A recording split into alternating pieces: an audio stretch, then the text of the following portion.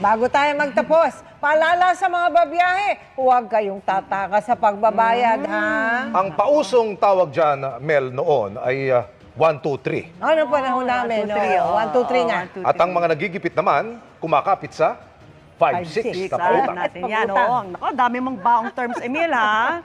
Pero laos na raw yan. Ay, Sa napiling bakit? word of the year Ano? ng online platform na dictionary.com, yung 6-7. 6-7. Ano naman yun? Di ba? Gamit na gamit po ang salitang yan ng mga Gen Alpha o yung mga ipinanganak mula taong 2010 hanggang 2024. Pero wala yang iisang ibig sabihin. Depende raw yan sa gamit. Pwedeng ang ibig sabihin yan ay so-so, medyo-medyo lang, o kaya naman maybe this, maybe that, na parang siguro.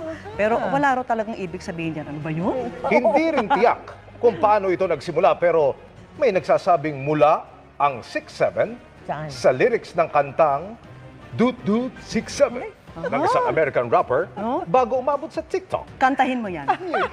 Napili yung word of the year dahil sa dalas ng paggamit niyan. At syempre, pag-search niyan online ayon sa pag-aaral ng dictionary.com. Para pala yung Chorva o Chenelin. Alam mo ba yun, Emil? Yung Chorva at Chenelin. Alam mo ba yan? 6-7. Aba, Gen Alpha ka pala, ha?